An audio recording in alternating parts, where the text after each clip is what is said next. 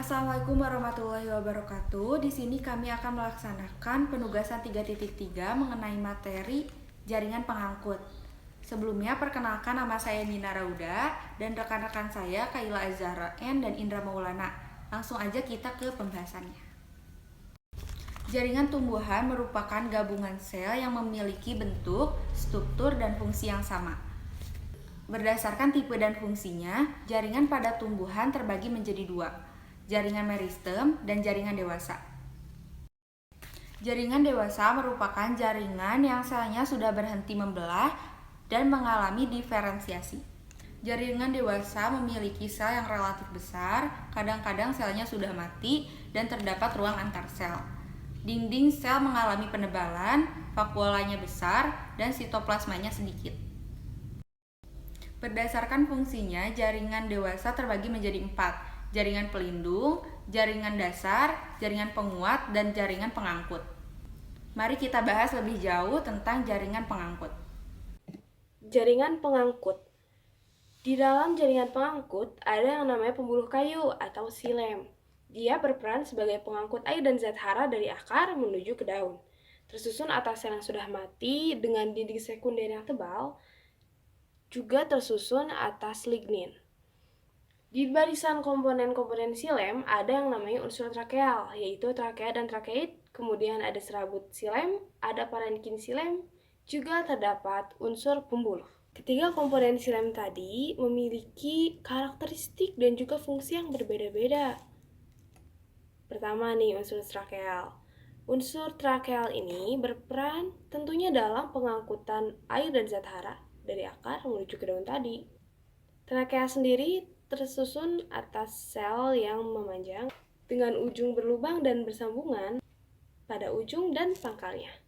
Trakeit merupakan sel panjang berujung runcing yang tidak berlubang sehingga terbentuk dengan pasangan noktah pada dua ujung trakeit yang saling menimpa.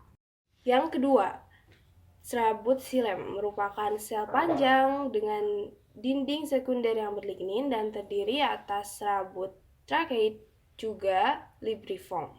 Yang terakhir, parenkim silem tersusun atas sel yang masih hidup, kemudian berfungsi sebagai cadangan makanan. Ada parenkim kayu dan juga ada parenkim jari-jari empulur. Jaringan pengangkut berikutnya adalah floem.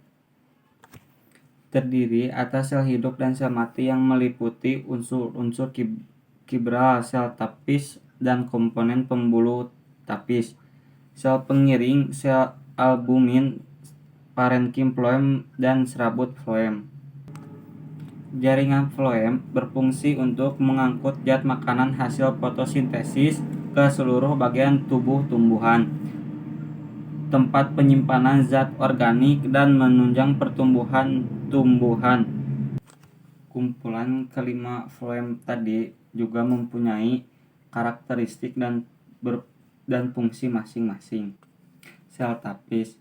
Sel ini berkaitan dengan sel tapis lainnya dan saling berlekatan antara dinding ujung sel di bawah dan di atasnya. Sel pengiring, deretan sel hidup yang berperan dalam transport zat makanan dan dijumpai pada gymnospermae dan Petridophyta.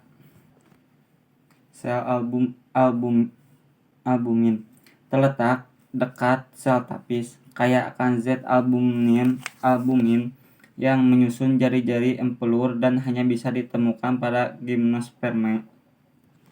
Selanjutnya, kita akan bahas dengan tipe-tipe berkas pengangkut. Tipe-tipe berkas pengangkut terbagi menjadi beberapa macam. Dan di sini terdapat ada 6 tipe berkas pengangkut. Nah, jadi sekarang kita akan membahas tipe berkas pengangkut yang tengah terlebih dahulu.